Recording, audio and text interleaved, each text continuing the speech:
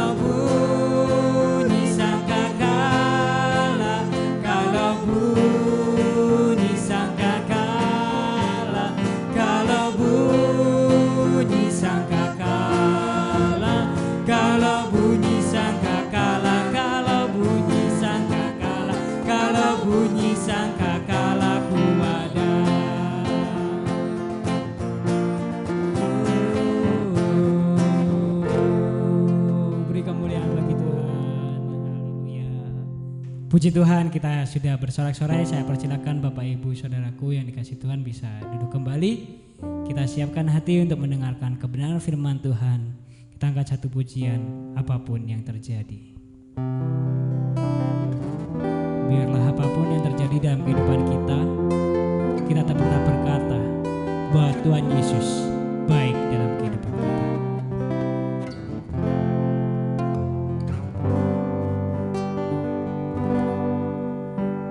Apapun yang terjadi di dalam hidupku, selalu ku berkata Tuhan Yesus baik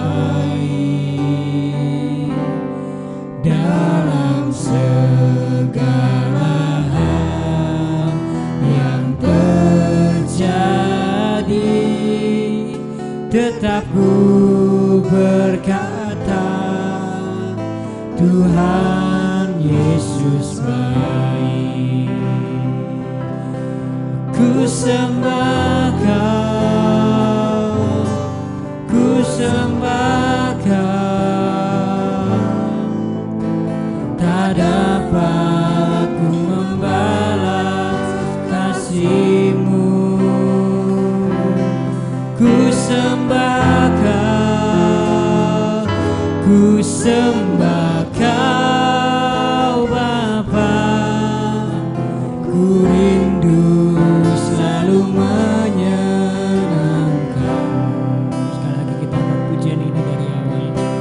Kita katakan apapun yang terjadi, apapun yang terjadi di dalam hidupku, selalu ku berkata, Tuhan Yesus baik dalam segala hal, dalam segala hal yang terjadi. Tetap ku berkata, Tuhan Yesus baik. Ku sembah Kau,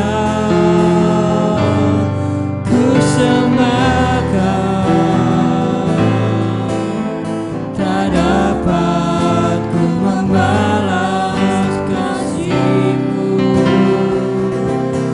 Ku sembah Kau, ku sembah Kau Bapa, ku rindu selalu menyenangkan. Katakan ku sembah Kau, ku sembah Kau, tak dapat ku membalas kasih-Mu. Ku mau menyembah-Mu Tuhan. Ku sembah Kau, ku sembah Kau Bapa, ku rindu selalu menyenangkan. Ku rindu selalu menyenangkan. Ku rindu selalu menyenangkan. Mari bersama-sama kita ambil waktu untuk menyembah Tuhan. Oh, haleluya. Ku sembah Kau Tuhan, haleluya.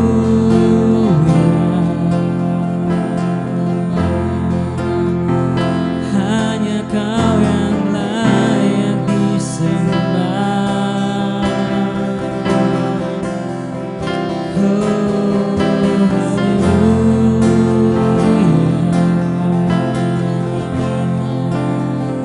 Tinggikan nama-Mu,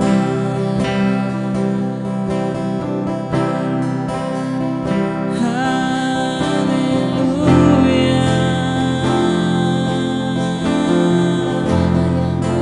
Ku berterima kasih buat kebaikan-Mu dalam hidup kami. Haleluya. Ku sembah Kau, haleluya. Apapun yang terjadi, oh, haleluya. Sebelum Bapak Ibu mendengarkan kebenaran firman Tuhan, saya mengundang untuk Bapak Ibu semuanya yang pada saat ini sedang mengalami pergumulan, baik masalah ekonomi, kesehatan. Saya mengundang dengan hormat untuk kita bisa bangkit berdiri. Kita menyerahkan diri kita. Kita datang kepada Tuhan. Kita memohon agar Tuhan menyertai kita. Biar Tuhan menjamah setiap kita, setiap permasalahan kita. Mari bersama-sama saya mengundang kita angkat tangan. Kita menyerahkan diri kita kepada Tuhan. Haleluya Yesus. Terima kasih.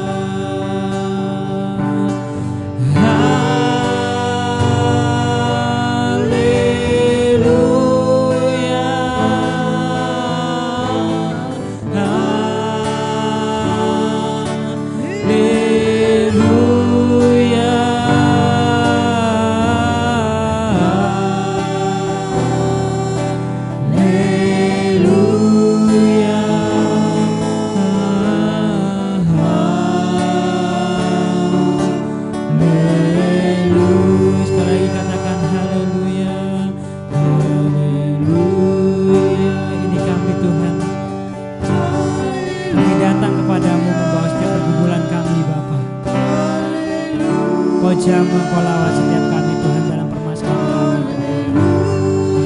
Yesus katakan haleluya. Haleluya.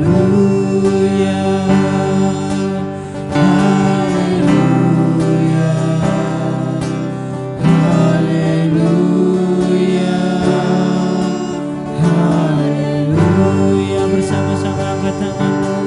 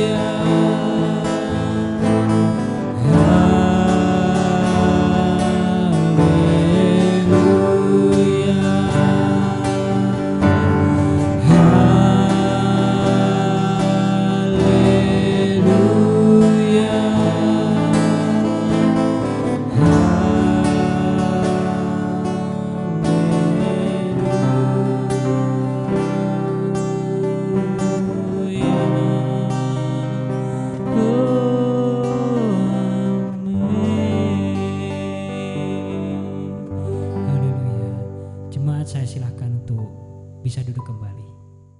Selamat pagi dan selamat beribadah online Bapak Ibu sekalian. Salam jumpa dari saya, Sanjeli, dan saya berterima kasih kepada Tuhan Yesus yang sudah memberi saya kehormatan melayani Bapak Ibu semua, serta kepada Bapak Gembala dan Ibu yang juga telah memberikan saya kesempatan untuk bisa sharing firman Tuhan. Apa kabar semuanya? Apakah tetap semangat dan sehat? Saya percaya dalam situasi sekarang ini, beberapa bulan kita seperti terkurung dalam rumah. Dan situasi yang sangat sulit ini, kita membutuhkan satu jiwa yang tetap semangat. Dari mana kita bisa mendapatkan kekuatan dalam jiwa kita? Hanya sorga yang bisa menyuntikkan, menginjek satu power supaya kita tetap semangat menghadapi masa-masa pandemi ini. Apakah Bapak Ibu sudah merasa bosan, gelisah, ada di rumah terus-menerus? Mungkin untuk ibu-ibu sudah mulai gelisah ya, karena selain menjadi seorang ibu juga harus menjadi seorang guru untuk putra-putrinya. Pagi ini kita mau sama-sama belajar bagaimana caranya kita bisa memiliki satu jiwa yang kuat yang tetap semangat, memiliki spirit of fighting, semangat juang yang tinggi di dalam Tuhan. Saya akan sharing satu kisah sederhana yang relevan dengan kehidupan kita sehari-hari. Mari kita buka bersama-sama dalam kitab Markus pasal 7 ayat 31 dan 35. Markus pasal 7 ayat 31 sampai 35. Judulnya adalah Yesus menyembuhkan seorang tuli. Kemudian Yesus meninggalkan pula daerah Tirus dan dengan melalui Sidon pergi ke Danau Galilea.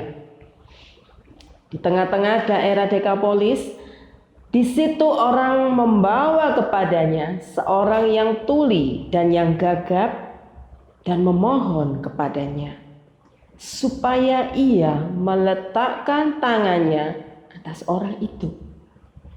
Dan sesudah Yesus memisahkan dia dari orang banyak, sehingga mereka sendirian, ia memasukkan jarinya ke telinga orang itu. Lalu Yesus meludah dan meraba lidah orang itu. Kemudian sambil menengadah ke langit, Yesus menarik nafas dan berkata kepadanya, "Ephata," artinya terbukalah. Maka terbukalah telinga orang itu, dan seketika itu terlepas pulalah pengikat lidahnya. Lalu ia berkata-kata dengan baik. Saya ingin mengajak Bapak Ibu semua memvisualisasikan dalam imajinasi kita masing-masing kisah ini. Bayangkan suatu hari Yesus sedang mengajar di sebuah tempat yang luas, mungkin di tanah lapang dekat Danau Galilea.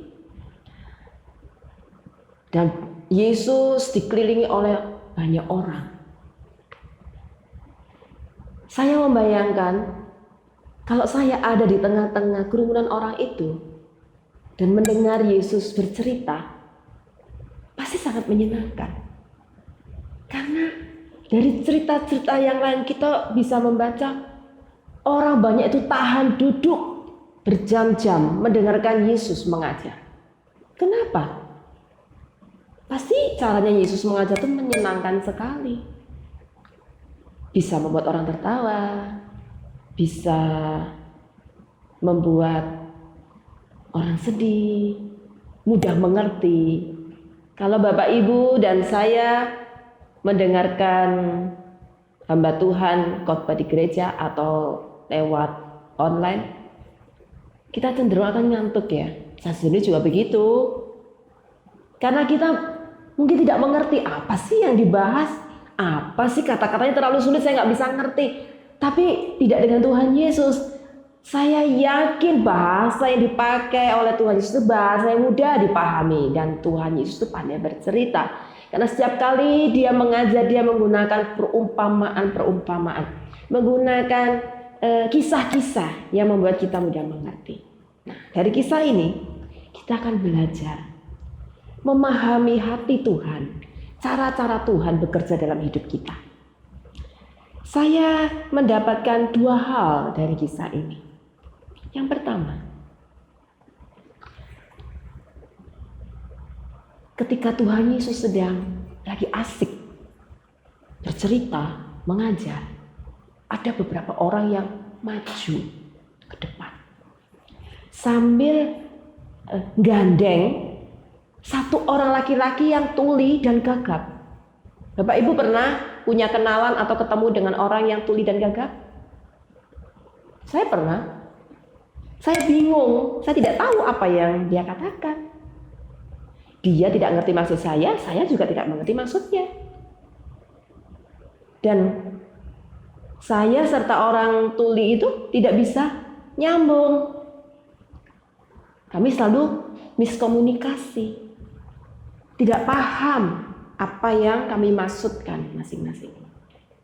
Demikian juga pada saat itu si teman-temannya orang yang tuli ini ngomong pada Tuhan Yesus, "Permisi guru, permisi Tuhan Yesus, excuse me Tuhan." Mungkin seperti itu ya. "Ini loh, tolong dong, teman saya ini tuli, nggak bisa dengar, alias tunarungu. Dan kalau ngomong tuh nggak jelas, gagap."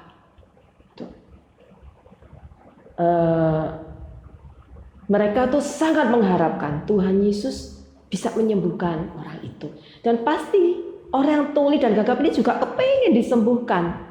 Jadi dengan mata yang penuh, dengan pengharapan, melas mungkin ya matanya itu, dia datang ke Tuhan. Tuhan Yesus seakan-akan dia berkata, "Tolong saya." Nah, tapi aneh saudara, Tuhan tidak menyembuhkan orang tuli gagap ini di depan audiens, tapi tiba-tiba Tuhan Yesus berdiri. Lalu dia ngomong gini ke orang-orang yang nganter, "Sik ya, sebentar ya, kamu tunggu di sini saja. Saya mau berdua-duaan dengan orang yang tuli gagap ini."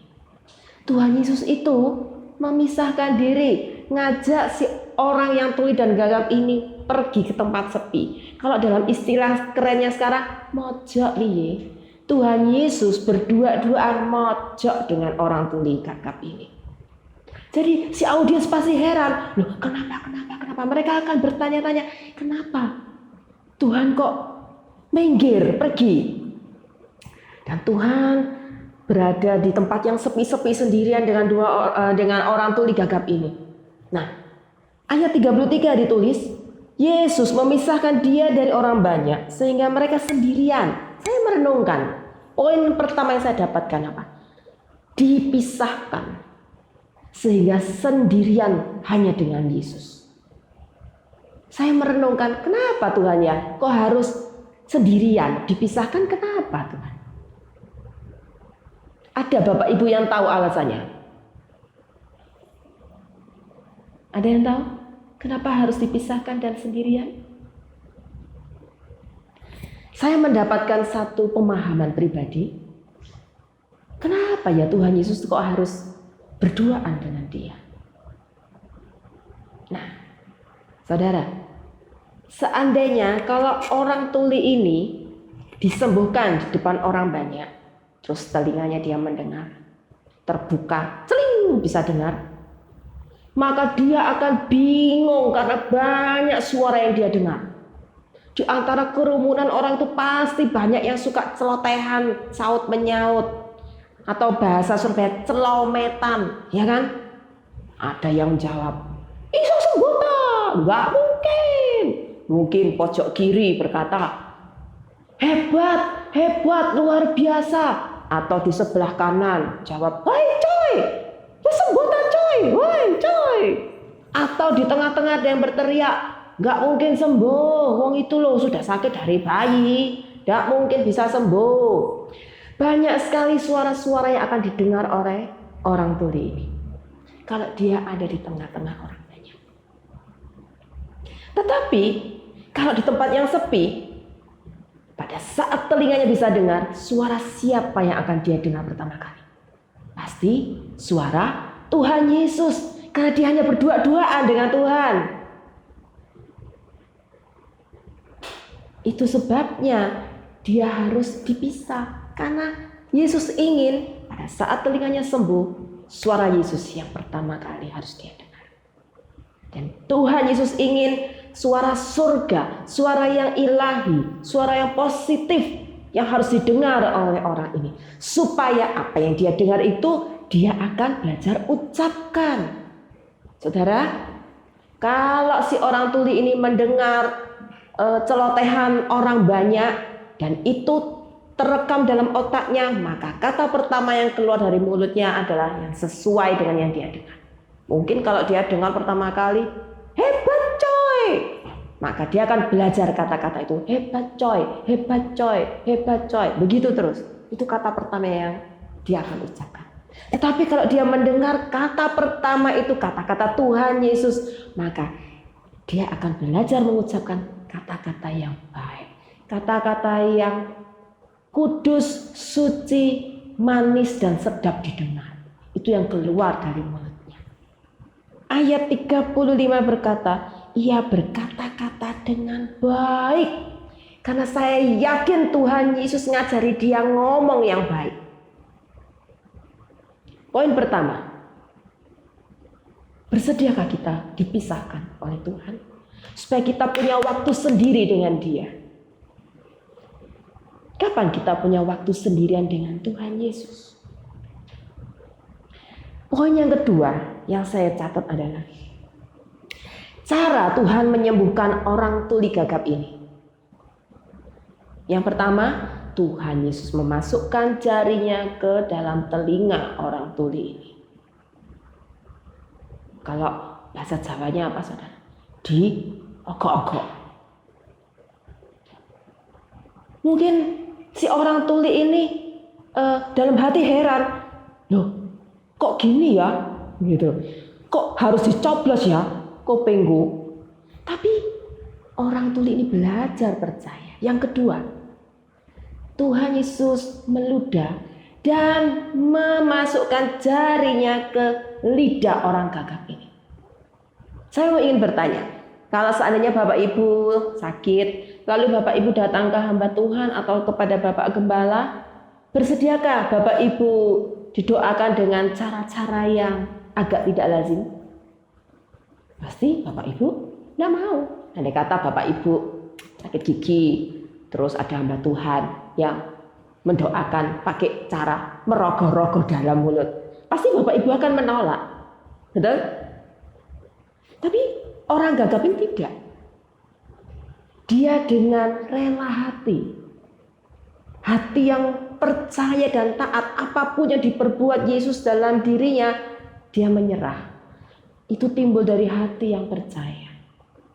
Yesus memiliki banyak cara dan metode untuk menyelesaikan masalah kita. Amin Bapak Ibu. Seringkali kita itu membatasi Tuhan. Kita ngatur Tuhan. Tuhan Yesus, perusahaanku ini lagi kolaps ini. Sepi tokoku ini. Tolong Tuhan, hari ini pasti tokoku rame. Pasti produkku terjual. Pasti produkku ini laris. Nah, kita cenderung untuk ngatur Tuhan. Bapak Ibu, kita harus percaya Yesus punya banyak cara untuk bisa menjawab persoalan kita. Yesus punya banyak cara untuk menyembuhkan sakit penyakit kita. Yesus punya banyak cara untuk menyembuhkan jiwa kita. Jadi jangan batasi Tuhan dalam satu metode. Bebaskan. Dia Tuhan yang kreatif. Kadang-kala kita membatasi sehingga mujizat itu tidak terjadi dalam hidup kita.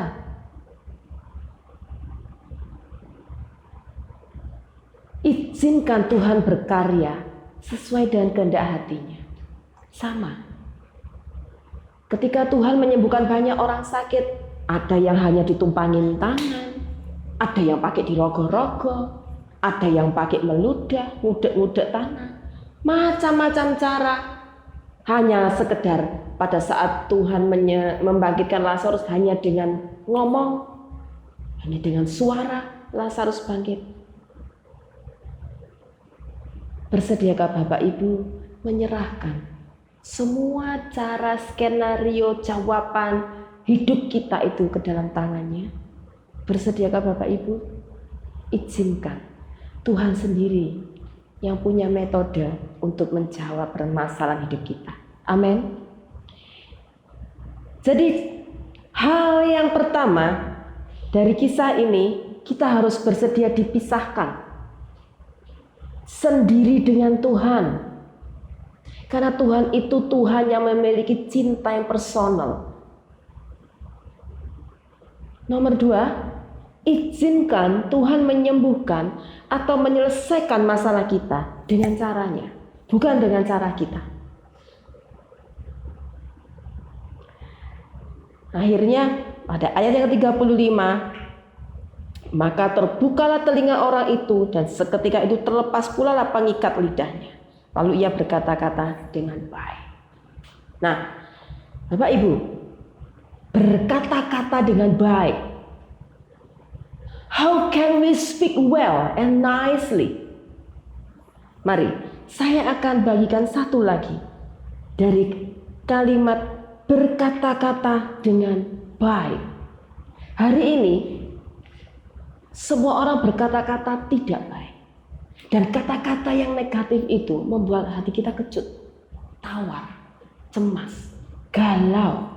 Karena memang pandemi yang mendunia itu membuat seluruh dunia dalam situasi yang galau. Betul Bapak Ibu? Mana ada orang yang tidak cemas sekarang? Semua cemas. Baik orang yang kaya, setengah kaya, atau yang tidak kaya. Semuanya cemas. Mari saya mengajak kita untuk belajar berkata-kata dengan baik. Bagaimana kita bisa berkata-kata dengan baik? Kita akan buka di Yesaya 50. Yesaya pasal 50 ayat yang keempat. Yesaya 50 ayat yang keempat. Saya akan bacakan. Tuhan Allah telah memberikan kepadaku lidah seorang murid, supaya dengan perkataan aku dapat memberi semangat baru kepada orang yang letih lesu. Setiap pagi, 2, ia mempertajam pendengaranku untuk mendengar seperti seorang murid. Dari ayat 4 ini ada 2 kata kunci. Lidah seorang murid dan pendengaran untuk mendengar seperti seorang murid. Jadi ada 2 hal, yaitu apa? Lidah serta telinga. Seperti kisah yang awal tadi saya ceritakan. Berkata-kata yang baik. Mengapa kita perlu mengucapkan kata-kata yang baik? Karena perkataan kita itu harus memberi semangat yang baru kepada orang yang letih lesu. Semua kita sekarang sedang dalam keadaan letih lesu. Bagaimana kita bisa memiliki satu kata-kata yang baik? Sebelum memiliki kata-kata yang baik, kita harus mendengar terlebih dahulu, mendengar apa yang baik. Amin. Ucapkan amin dulu saudara. Saya bisa melihat dan mendengar dari sini. Amin. Haleluya. Bagaimana kita bisa mendengar? Seperti seorang murid. Setiap pagi Tuhan mempertajam pendengaranku. Seperti orang yang tuli tadi, kita minta kepada Tuhan supaya telinga kita dibuka. Banyak teman-teman saya berkata, bagaimana sih mendengar suara Tuhan? Apa Tuhan ngomong langsung? Hai saja, selamat pagi, kamu tidak boleh begini, kamu tidak boleh begitu. Apakah seperti itu? No, Tuhan berbicara kepada kita lewat macam-macam cara. Bapak Ibu, bisa dari firman Tuhan, bisa dari perkataan hamba Tuhan, dari teman kita, suami, istri, anak kita, bicara lewat suara hati kita, atau Tuhan lewat pikiran kita. Punya banyak cara Tuhan bicara dengan kita. Nah, supaya kita bisa mendengar apa yang Dia katakan, kita harus sendirian, punya waktu sendiri dengan Dia. Kalau kita mendengar Dia bicara, setelah itu baru kita bisa memiliki. Ingat saudara, iman timbul dari pendengaran. Ketika kita mendengar sesuatu yang membangkitkan jiwa kita, iman kita, maka kata itu yang akan membuat kata-kata kita menjadi kata-kata yang positif. Ingat, kita adalah orang yang berjalan dalam misi kemustahilan. We are mission impossible people. Kita berjalan dalam ketidakmustahilan. Jadi kata-kata itu berasal dari apa yang kita pikir, apa yang kita dengar. Kalau kita ingin memiliki kata-kata yang baik, maka dengarlah yang baik. Dengarlah dari suara surga. Amin Bapak Ibu. Kita sama-sama minta, Tuhan Yesus, buka telingaku. Dan buka ikatan-ikatan mulutku yang tadinya suka ngomong negatif. Buka supaya aku bisa berkata-kata dengan baik, ngomong yang positif untuk memberikan semangat, mengucapkan kata-kata yang baik, suci, kudus, dan sedap didengar. Amin Bapak Ibu. Miliki hati yang penuh kerinduan untuk selalu bisa memahami hati Tuhan, dan mulut kita bisa dipakai menjadi mulut lidah seorang murid. Berdoa, minta. Bagaimana caranya? Katakan saja, Tuhan Yesus, set me free. Bebaskan aku, supaya aku bisa mendengar dan berkata dengan baik. Amin. Luar biasa pagi ini. Saya percaya apa yang saya sampaikan bisa menjadi rema, dan Roh Kudus menolong Bapak Ibu untuk memahami. Lakukan, praktekkan, doakan sekarang. Minta kepada Roh Kudus untuk membuka setiap ikatan-ikatan yang menutup telinga dan mulut kita. Amin Bapak Ibu. Haleluya. Tuhan Yesus memberkati. Haleluya, puji Tuhan, kita telah mendengarkan kebenaran firman Tuhan yang disampaikan oleh hamba-Nya. Dan pada saat ini kita akan mengakhiri ibadah kita pada hari ini.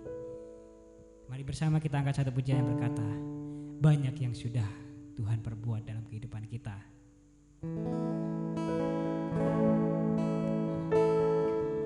Terima kasih Tuhan buat karya-Mu. Kau telah berbuat banyak dalam kehidupan kita semua. Mari bersama-sama kita mengucap syukur kepada Tuhan. Bersyukur buat kebaikan-Nya.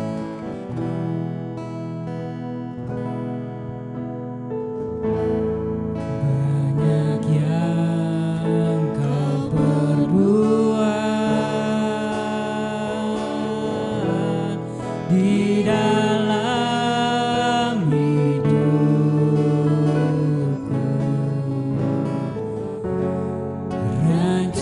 Rancangan indahmu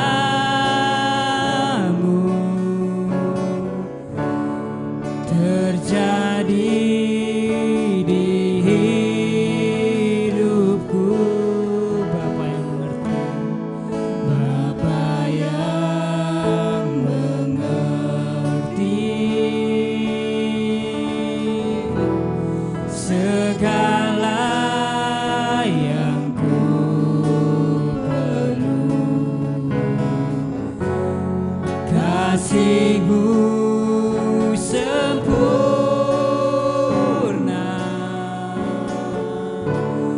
nyata dalam hidupku.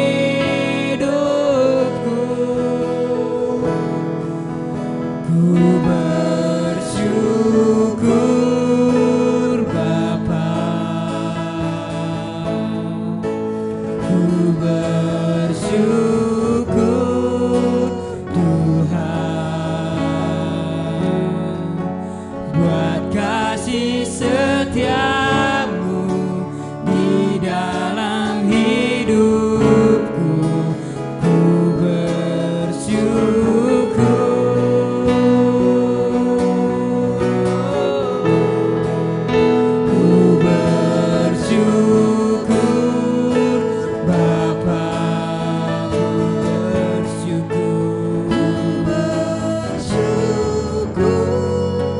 Tuhan buat kasih setia-Mu Tuhan, buat kasih setia-Mu di dalam hidupku. Ku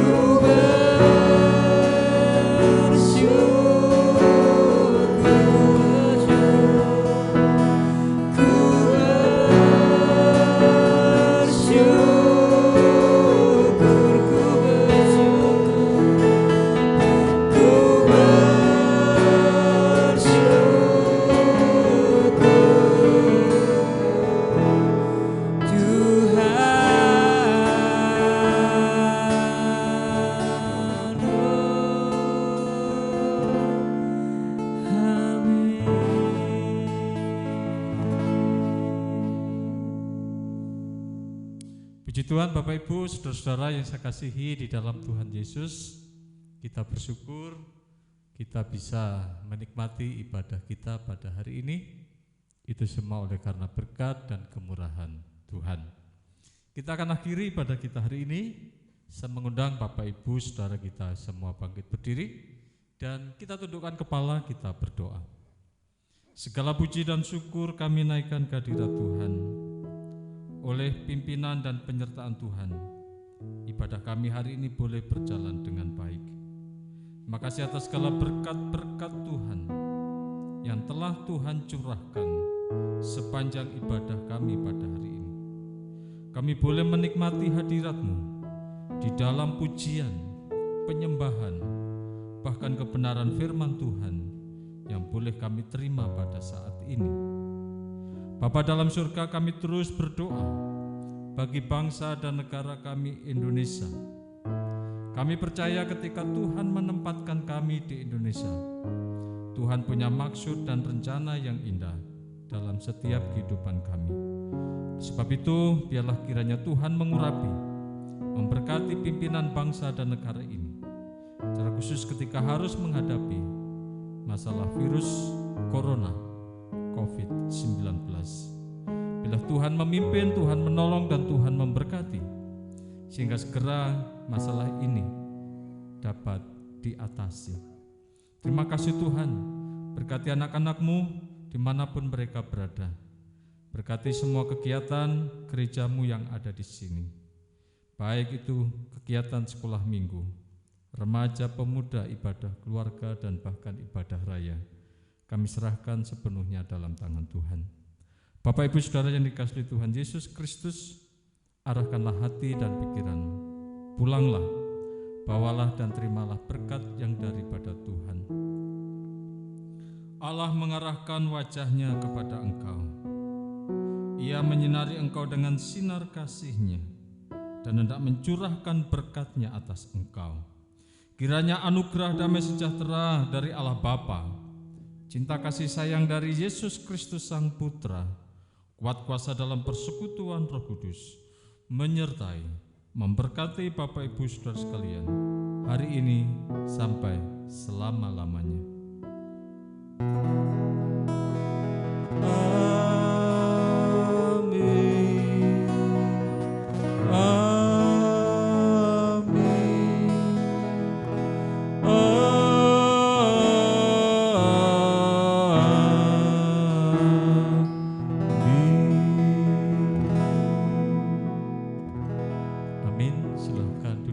Kita sama-sama ambil saat teduh sejenak.